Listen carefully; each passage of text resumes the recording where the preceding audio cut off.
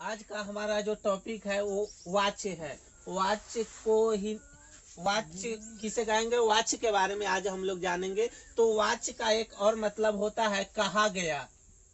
देखिए, वाच्य का एक और अर्थ होता है कहा गया। वॉइस का मतलब क्या होता है, कहा गया।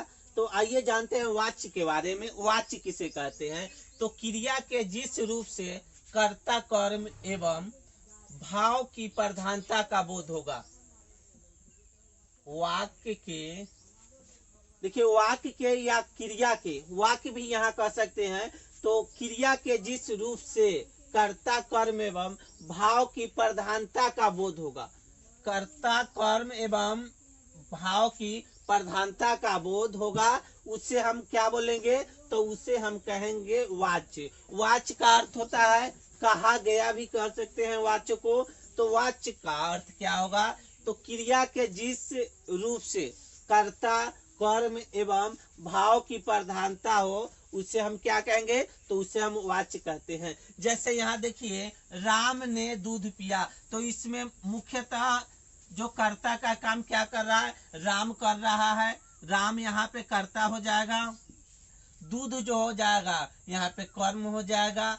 और ये जो पिया है, ये पीना का ही एक रूप है। पीना का ही रूप है पिया। यहाँ देखिए,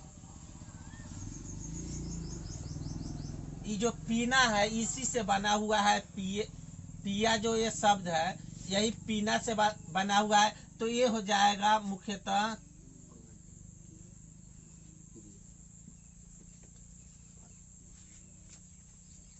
तो देखिए ये जो क्या होगा, तो इनमें कर्ता राम हो जाएगा, कर्म हो जाएगा क्या? दूध। दूध और पिया, ये जो पिया शब्द है पीना का रूपांतरण है, ये क्रिया हो जाएगा। दूसरा देखिए, रावण ने राम को मारा। तो इसमें मुख्यतः कर्ता कौन है? तो यहाँ पे कर्ता राम हो जाएगा। और मारना जो है एक क्रिया हो जाएगा। और रावण कर्म हो जाएगा। और एक चिन्ह के माध्यम से यही कर्म का चिन्ह होगा, कर्म की विभक्ति।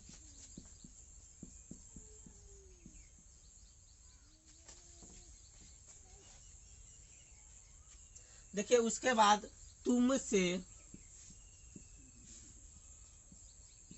नहीं लिखा जाता है।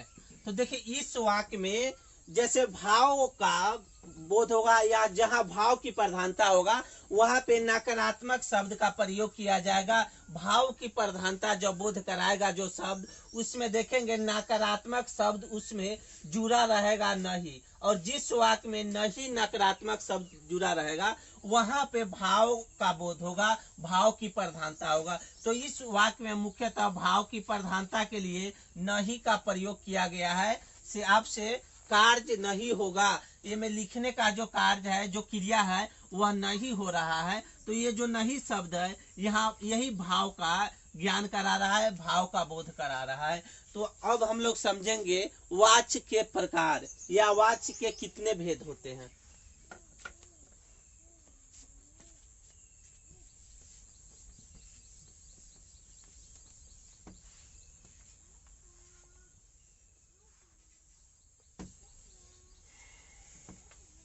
अब आइए जानते हैं वाच्य के भेद। वाच्य के भेद, कितने प्रकार के वाच्य होते हैं उसके बारे में जानते हैं। तो वाच्य मुख्यतः 3 प्रकार के होंगे। यहाँ देखिए वाच्य के भेद। तो वाच्य मुख्यतः 3 प्रकार के होंगे। कर्तरी वाच्य,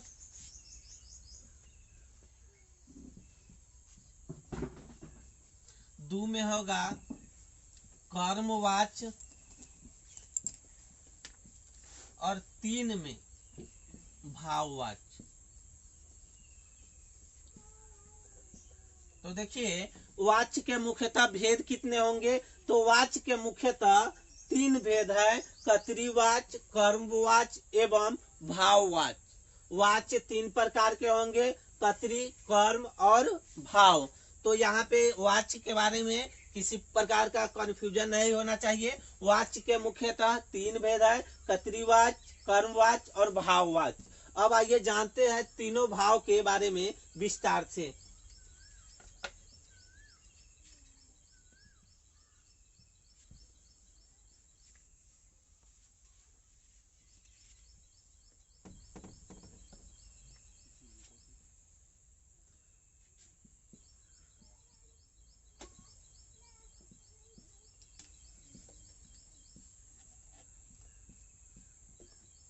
आइए कतरीवाच के बारे में जानते हैं। ये जो कतरीवाच है उसे किसे कहेंगे? कतरीवाच परिभाषा प्लस उदाहरण। अगर आपको उदाहरण के द्वारा बताना पड़ेगा, अगर आपसे पूछा जाएगा से कतरीवाच समझाने के लिए और आपको कुछ उदाहरण दिया जाएगा, तब मुख्यतः उसमें परिभाषा की आपको आवश्यकता होगा। आपको अगर परिभाषा भली भांति पता है तभी आप उस उदाहरण के माध्यम से स्पष्ट कर दीजिएगा से कतरीवाच का वाक्य है। तो आइए जानते हैं क्या होता है कतरीवाच। तो मुख्यतः क्रिया के जिस रूप में, क्रिया के जिस रूप में कर्ता की प्रधानता, कर्ता के प्रधानता का बोध हो,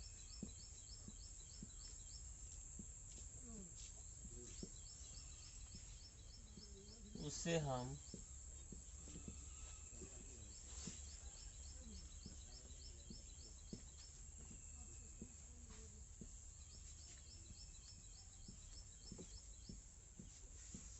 देखिए कतरीवाच क्या होगा। तो वाक्य में, जिस वाक्य में, ऐसे भी कह सकते हैं हम, जिस वाक्य में कर्ता की प्रधानता होगा उस वाक्य को कतरीवाच कहते हैं। तो यहाँ क्रिया के जिस रूप में कर्ता की प्रधानता होगा, या ऐसे भी कह सकते हैं जिस वाक्य में कर्ता की प्रधानता होगा उसे ही कतरीवाच कहते हैं।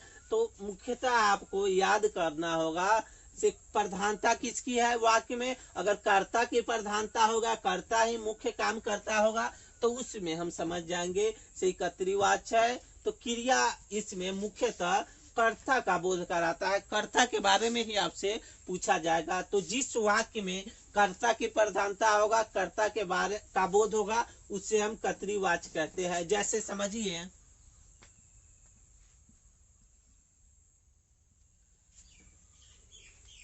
जैसे राधा पत्र लिखती है। तो देखिए इस वाक्य में कर्ता की प्रधानता हो रहा है, तो कार्य कौन कर रहा है? तो राधा कर रही है। तो इसमें मुख्यतः कार्य करने वाले की प्रधानता होगा। तो इसमें मुख्य क्रिया कौन कर रहा है? मुख्य काम इसमें राधा कर रही है। तो कौन सा काम कर रही है? तो पत्र लिखने का काम कर रही है। और इसमें क्रिया क्या हो जाएगा? तो ये जो लिखता है, लिखती है, ये लिखना से बना हुआ है। लिखना जो क्रिया उससे बना हुआ है लिखती, और यही लिखती सब क्रिया हो जाएगा। तो मुख्यतः हमको जानना क्या है? तो इसमें एक और तरीका होता है कर्ता जानने का। अगर आप इस शब्द में कौन जोड़ देते हैं, शुरू का जो शब्द है, अगर आप इसमें कहते हैं से कौन पत्र लिखता है, तो आपको कर्ता के बारे में यहाँ स्पष्ट पता चल जाएगा से राधा पत्र लिखती है। ठीक है, यहाँ पे अगर आप कौन जोड़ देते हैं, क्रिया पर जानने का एक और तरीका एक कौन है। अगर आप मुख्य क्रिया को हटाकर वहां पे कौन जोड़ देते हैं, तो आपको पता चल जाता है कि इसमें कर्ता कौन होगा। तो ये जो कौन है, देखिए राधा पत्र लिखती है, दिनेश पुस्तक पढ़ता है, दिनेश पुस्तक पढ़ता है। तो इसमें देखिए मुख्य कर्ता है, मुख्य कार्य किया जा रहा है दिनेश के द्वारा। तो यहाँ पे जो दिनेश है वो मुख्यतः कर्ता हो जाएगा। पुस्तक क्या है? तो पुस्तक यहाँ पे कर्म हो जाएगा। और ये जो पढ़ना है, पढ़ना से बना हुआ है ये सब, पढ़ता, तो ये क्रिया हो जाएगा। और क्रिया मुख्यतः इसमें कर्ता जानने के लिए कर्ता को हटाकर वहां पे कौन लगा देते हैं, तो कर्ता का हमको ज्ञान हो जाएगा। जैसे देखिए यहाँ अगर हम कर्ता हटा के कर्ता की प्रधानता जानने के लिए अगर मुख्य कर्ता के सामने कौन पुस्तक पढ़ता है, कौन पुस्तक पढ़ता है, तो यहाँ पे आपको मुख्यतः पता चल जाएगा से कार्य किसके द्वारा कार्य किया जा रहा है। तो जिसके द्वारा कार्य किया जाएगा वही मुख्यतः क्या हो जाएगा, कर्ता हो जाएगा। तो यहाँ पे काम करने वाले के बारे में पता अगर आप कौन लगा के पूछते हैं, यहाँ पे स्पष्ट है दिनेश पुस्तक पढ़ता है। अगर आप दिनेश हटा देते हैं तो यहाँ पे कौन जोड़ देते हैं तो कौन पुस्तक पढ़ता है। तो यहाँ पर आपको मुख्यतः क्रिया के माध्यम से पता चल जाएगा से कार्य किसके द्वारा किया जा रहा है। जिसके द्वारा कार्य किया जाएगा उसी को कर्ता कहते हैं। तो यहाँ कार्य किसके द्वारा किया जा रहा है, तो दिनेश के द्वारा किया जा रहा है। अब हमारा दूसरा वाच्य है कर्मवाच्य।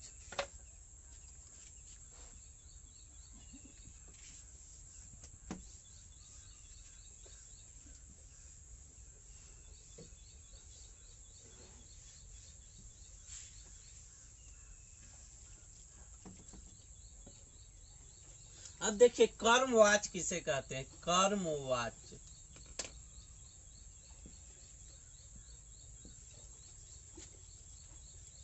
देखिए क्रिया के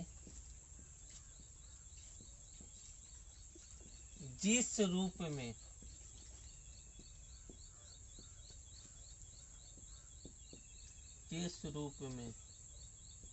कर्म की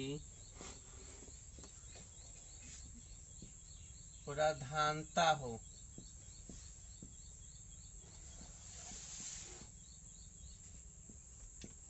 उसे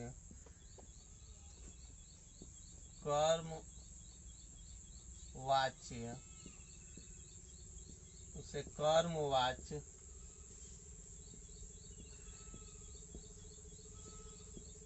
देखिए कर्मवाच्य मुख्यतः क्या होगा, तो कर्मवाच्य किसे कहेंगे, तो क्रिया के जिस रूप में कर्म की प्रधानता होगा, या कहेंगे वाक्य में जिस वाक्य में कर्म की प्रधानता होगा उस वाक्य को हम कर्मवाच्य कहते हैं। तो मुख्यतः क्या होगा, क्रिया के जिस रूप में कर्म की प्रधानता होगा, कर्म विशेष होगा, तो उसे हम कर्मवाच्य कहते हैं। तो कर्मवाच्य में मुख्यतः क्या होगा, कर्म की प्रधानता होगा वाक्य में, आपको पता चल जाएगा से वाक्य में कर्म की प्रधानता है।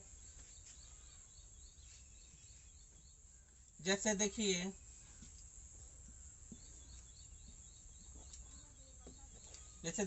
राम ने रावण को मारा। तो ये जो वाक्य है देखिए राम ने रावण को मारा, तो राम का मुख्यतः कर्ता हो जाएंगे और यहाँ हमको कर्ता की कोई आवश्यकता है नहीं। तो कर्म का फल किस पे पड़ रहा है, तो मुख्यतः कर्म का फल रावण पे पड़ रहा है और यही कर्म के जो चिन्ह विभक्ति है। तो इसमें मुख्यतः कर्म की प्रधानता किस शब्द के माध्यम से पता चल रहा है, तो हमको यहाँ कर्म की प्रधानता मुख्य काम रावण के द्वारा, यहाँ राम तो करता हो जाके मुख्य काम, लेकिन कर्म का फल रावण पे पड़ रहा है। तो इस वाक्य में कर्म की प्रधानता अगर पूछा जाएगा आपको कर्मवाच्य किसके माध्यम से पता चल रहा है, तो ये जो चिन्ह और ये जो रावण है रावण के माध्यम से पता चल रहा है। इसमें कर्म की प्रधानता क्या है, तो रावण को इस वाक्य में प्रधानता दिया गया है। अब दूसरा वाक्य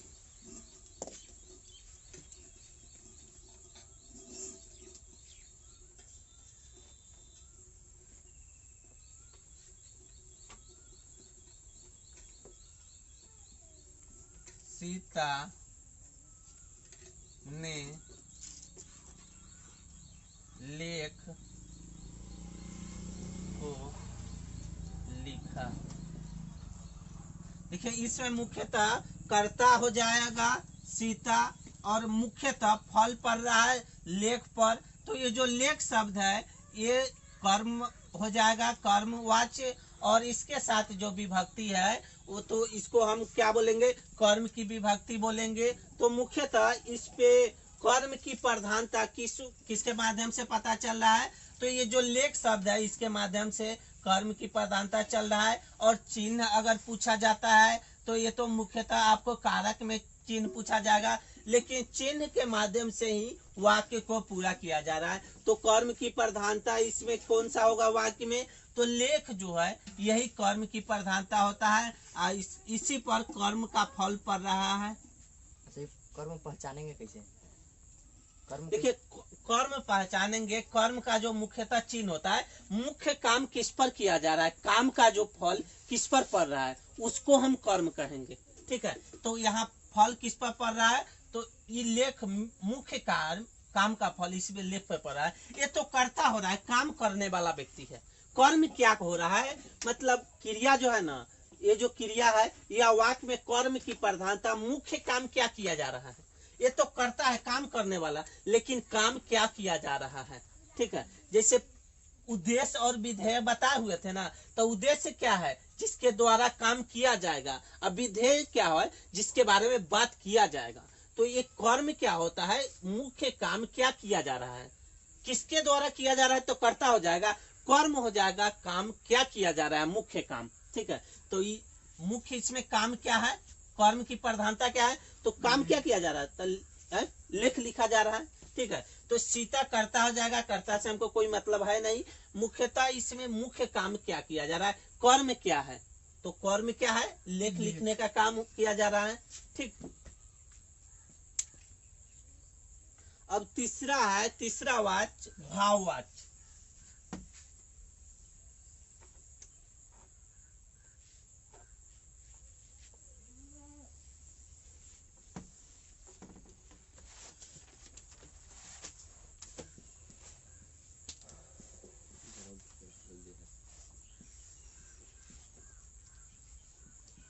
देखिए, भाववाच्य किसे कहेंगे? तो क्रिया के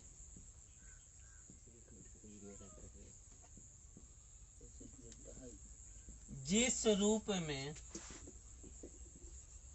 क्रिया के जिस रूप में न कर्ता प्रधान हो, न कर्ता प्रधान हो, न कर्म प्रधान हो, बल्कि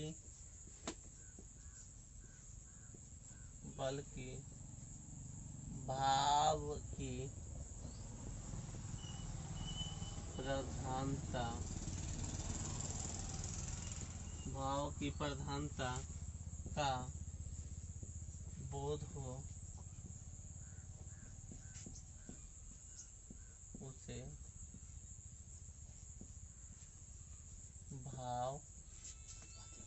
भाववाच्य कहते हैं। भाववाच्य कहते हैं।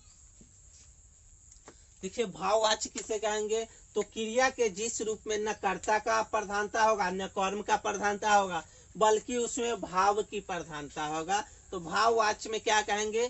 तो जिस वाक्य में भाव का प्रधानता होगा उसे भाववाच्य कहेंगे। इसमें न कर्ता से मतलब है और न ही कर्म से मतलब है। जैसे देखिए, और इसे विशेष यही होता है, ये इसमें नकारात्मक जो शब्द का अधिक प्रयोग किया जाता है। आपको प्रत्येक वाक्य में नहीं का प्रयोग किया हुआ मिलेगा। तो भाववाच्य होता है, इसमें नकारात्मक शब्दों का प्रयोग किया जाता है। और नकारात्मक शब्द क्या होता है? तो नकारात्मक शब्द नहीं का प्रयोग किया जाता है। जैसे देखिए, मुझसे, जैसे मुझसे चला नहीं जाएगा।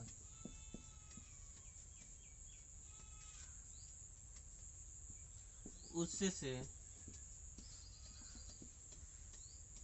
चुप नहीं रहा जाता है।